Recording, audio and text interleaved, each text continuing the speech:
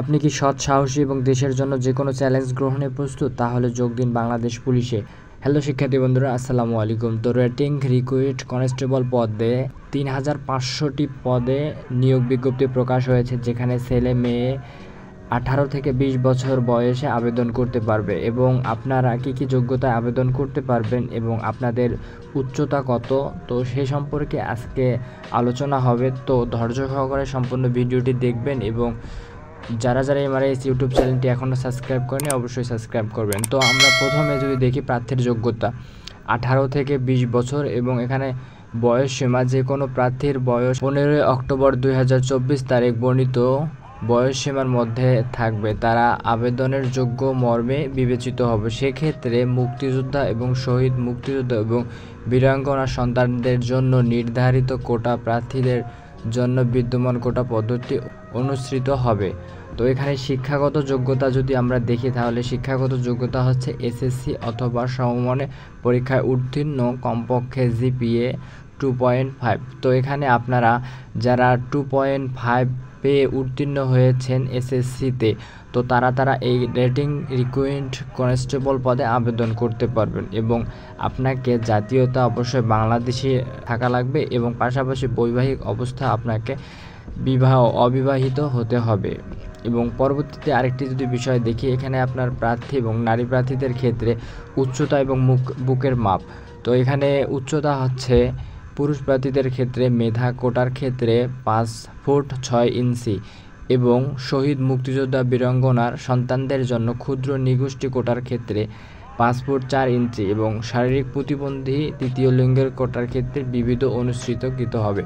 এবং নারী প্রার্থীদের ক্ষেত্রে এখানে বলা আছে মেধা কোটার ক্ষেত্রে 5 ফুট 4 ইঞ্চি এবং মুক্তিযোদ্ধা বীর শহীদ এবং বীরাঙ্গনার সন্তানদের বা ক্ষুদ্র নিগোষ্ঠী কোটার ক্ষেত্রে 5 ফুট 2 ইঞ্চি এবং শারীরিক প্রতিবন্ধী বা তৃতীয় নিগোষ্ঠীদের বা লিঙ্গের কোটার ক্ষেত্রে বিবিধ অনুসরণ করতে হবে। এবং পাশাপাশি আপনাকে বুকের মাপ, যেটা মেধা ও ক্ষুদ্র নিগোষ্ঠী কোটাদের ক্ষেত্রে স্বাভাবিক অবস্থায় 31 ইঞ্চি এবং সম্প্রসারিত অবস্থা হচ্ছে 33 এবং মুক্তিযোদ্ধা এবং শহীদ মুক্তিযোদ্ধা বীরাঙ্গনার সন্তানদের ক্ষেত্রে স্বাভাবিক অবস্থায় 30 এবং সম্প্রসারিত হচ্ছে 31 ইঞ্চি। এবং আপনাকে ওজন এবং বয়সের দিকে মাথায় রেখে আপনার নারী এবং পুরুষের ক্ষেত্রে অনুমোদিত পরিমাপ হতে হবে। এবং দৃষ্টিশক্তি আপনাকে থাকা লাগবে 6/6। এবং আপনারা এই যে রেটিং কনস্টেবল নিয়োগ পরীক্ষা কবে সেটা আপনাকে পরবর্তীতে জানিয়ে দেওয়া হবে। এবং পাশাপাশি আপনারা আবেদনটি করতে পারবেন 1 অক্টোবর 2024 এবং শেষ হচ্ছে 15 অক্টোবর, মানে 15 দিনের মধ্যে আপনাকে এই আবেদনটি করতে হবে। এবং পাশাপাশি আমাদের আজকে এই বিষয় নিয়ে লাইভ হবে, তো আপনারা সবাই লাইভে যুক্ত হবেন। এবং আরেকটি বিষয় হচ্ছে আপনারা অনলাইন কিভাবে করবেন, এই বিষয়টা অনেকেই দ্বিধাদ্বন্দ্বে পড়ে যায়। তো এখানে আপনার ধৈর্য সহকারে ভিডিওটি দেখেন। প্রথম ধাপে আপনাকে এই যে একটি পুলিশের যে একটা অনলাইন যে সাইট আছে পুলিশ টেলিটক.com/BD, তো এইখানে লগ ইন করে ফর্ম পূরণ করতে হবে।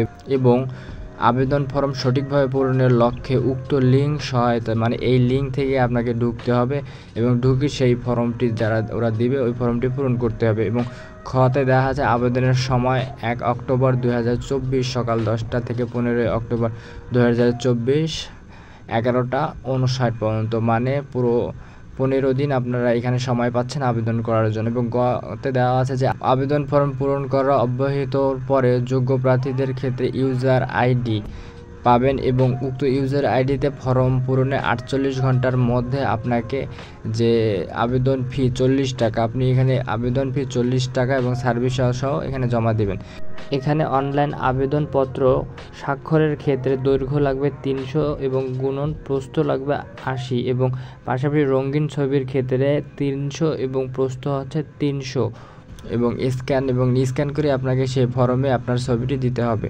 পরবর্তীতে আপনাকে অনলাইন আবেদনপত্রের পূরণকৃত তথ্য পরবর্তী সকল কার্যক্রম ব্যবহার বিধায় অনলাইন আবেদন সাবমিট করার পূর্বে পূরণকৃত সকল তথ্যের সঠিকভাবে সম্পর্কে প্রার্থীকে শতভাগ নিশ্চিত করতে হবে। মানে আপনি এই যে আবেদনটি করবেন সেখানে আপনাকে সকল তথ্য সঠিকভাবে যাচাই করতে হবে। যদি আপনার সঠিক তথ্য না দেন তাহলে আপনাকে পরবর্তীতে এটি আপনার আবেদনপত্রটি রিজেক্ট হয়ে যাবে।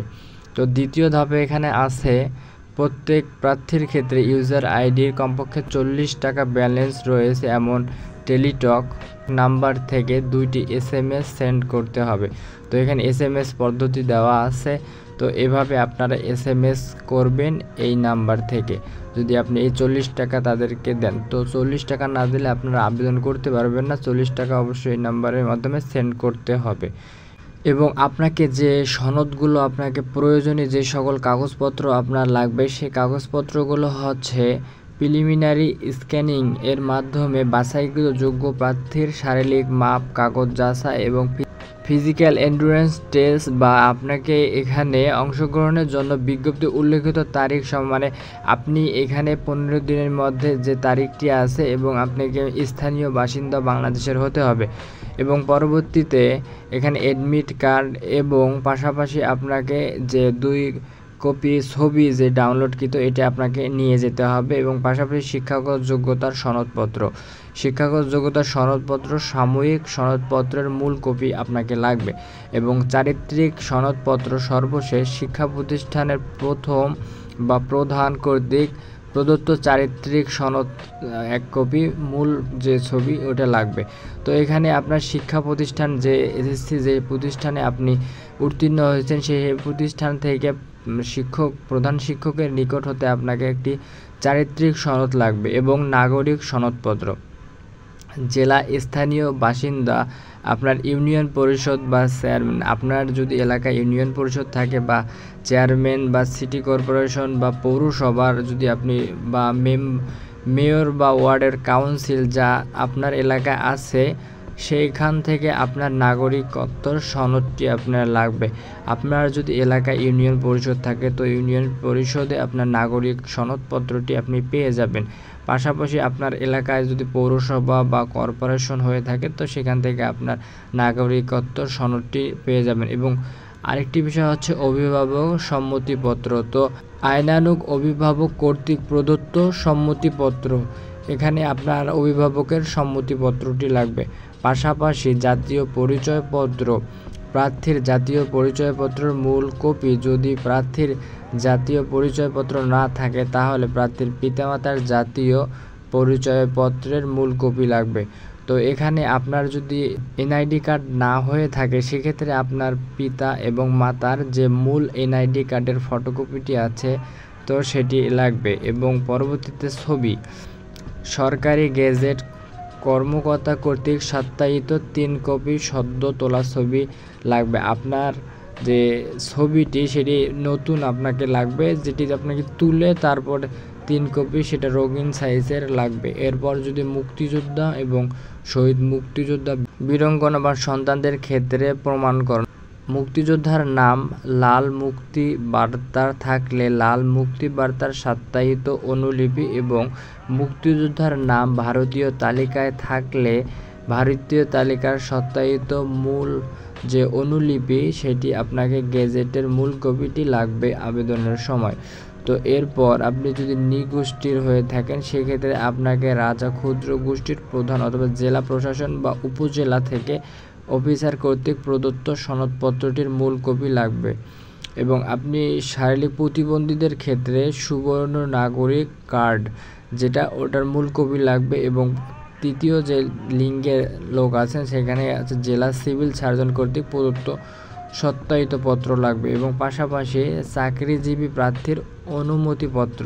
তো এখানে চাকরিজীবী আধা সরকারি সত্যায়িত এবং সংস্থায় চাকরিত প্রার্থীর ক্ষেত্রে আবশ্যিকভাবে যথাযথ কর্তৃপক্ষের অনুমতিপত্র লাগবে। তো মোটামুটি এই কয়েকটি কাগজ নিয়ে আপনাকে আপনার মাঠে উপস্থিত থাকতে হবে। তো এই কয়েকটি কাগজ আপনাকে অবশ্যই সংগ্রহ করতে হবে। প্রথমে শিক্ষাগত যোগ্যতার ফটোকপি, চারিত্রিক সনদ, নাগরিক সনদ, অভিভাবকের সম্মতিপত্র, জাতীয় পরিচয়পত্র, ছবি এবং মুক্তিযোদ্ধা এবং শহীদ মুক্তিযোদ্ধা বীরাঙ্গনা সন্তানদের ক্ষেত্রে প্রমাণয়ক এবং নৃগোষ্ঠীর কোটা, শারীরিক প্রতিবন্ধীর ক্ষেত্রে মূল কপি, তৃতীয় লিঙ্গের ক্ষেত্রে প্রত্যয়নপত্র এবং চাকরিজীবীর ক্ষেত্রে অনুমতিপত্র আপনাকে এখানে নিয়ে যেতে হবে। এবং আরেকটি বিষয় হচ্ছে জেলা, এখানে মাদারীপুর, কিশোরগঞ্জ, রাঙ্গামাটি, ব্রাহ্মণবাড়িয়া, ঝিনাইদহ, নড়াইল, সিরাজগঞ্জ, চাঁপাইনবাবগঞ্জ, কুড়িগ্রাম, সুনামগঞ্জ, জামালপুর, ফরিদপুর, টাঙ্গাইল, কুমিল্লা, খাগড়াছড়ি, খুলনা। তো এখানে শারীরিক মাপ বা কাগজপত্র যাচাইয়ের ক্ষেত্রে 25, 26, 27 অক্টোবর 8টা ঘটিকায় এবং লিখিত পরীক্ষা হবে 12 নভেম্বর 2024 10টায় এবং মনতাত্ত্বিক যে পরীক্ষা বা মৌখিক পরীক্ষা বলি 19 নভেম্বর 2024 বা 10টার মধ্যে। পরবর্তী জেলা হচ্ছে সাতক্ষীরা, নওগাঁ, জয়পুরহাট, পঞ্চগড়, হবিগঞ্জ, নেত্রকোনা, ঢাকা, রাজবাড়ী, ফেনী, লক্ষ্মীপুর, চুয়াডাঙ্গা, বগুড়া, দিনাজপুর, সিলেট, ঝালকাঠি এবং পটুয়াখালী। এখানে শারীরিক বা যে আপনাকে মাঠ বলা হয় সেটা 29, 30, 31 অক্টোবর 2024 সালের মধ্যে 8টায় আপনাকে মাঠে উপস্থিত হতে হবে এবং লিখিত পরীক্ষা হবে 17 নভেম্বর এবং মনতাত্ত্বিক বা মৌখিক পরীক্ষা হবে 24 নভেম্বর। এরপর নারায়ণগঞ্জ, মুন্সিগঞ্জ, কক্সবাজার, মেহেরপুর, নাটোর, লালমনিরহাট, গাইবান্ধা, শেরপুর, ভোলা, বরগুনা, ময়মনসিংহ, গাজীপুর, শরীয়তপুর, মানিকগঞ্জ, গোপালগঞ্জ এবং বান্দরবন। এখানে শারীরিক বা যে কাগজপত্র যাচাইয়ের 1, 2 এবং 3 নভেম্বর 2024 সকাল 8টা থেকে শুরু হবে এবং লিখিত পরীক্ষা হবে 22 নভেম্বর 10টা পর্যন্ত, মানে 10টায় শুরু হবে এবং মৌখিক পরীক্ষা হবে 29 নভেম্বর। এবং শেষ যে জেলাগুলো নোয়াখালী, বাগেরহাট, যশোর, রাজশাহী, ঠাকুরগাঁও, নীলফামারী, মৌলভীবাজার, নরসিংদী, চাঁদপুর, চট্টগ্রাম, কুষ্টিয়া, মাগুরা, পাবনা, রংপুর, পিরোজপুর এবং বরিশাল। এখানে শারীরিক পরীক্ষা হবে 4, 5, 6 নভেম্বর 2024 সকাল 8টা থেকে এবং লিখিত পরীক্ষা হবে 27 নভেম্বর 2024 সকাল 10টা ঘটিকায় এবং মৌখিক পরীক্ষা হবে 4 ডিসেম্বর 2024 সকাল 10টায়। সো মোটামুটি এই ছিল রেটিং রিক্রুটমেন্ট কনস্টেবল পদের যে নিয়োগ বিজ্ঞপ্তি। এটি আপনারা 1 অক্টোবর 2024 এবং আবেদন শেষ হচ্ছে 15 অক্টোবর 2024। 3500টি পদে 3500টি পদে আপনারা ট্রেনিং রিক্রুট কনস্টেবল পদে আবেদন করতে পারবেন। সো আজকের ভিডিওটি এই পর্যন্ত। যদি ভিডিওটি ভালো লাগে অবশ্যই সাবস্ক্রাইব করে পাশে থাকা বেল আইকনটি অন করে রাখবেন নতুন নতুন নিয়োগ বিজ্ঞপ্তি পাওয়ার জন্য।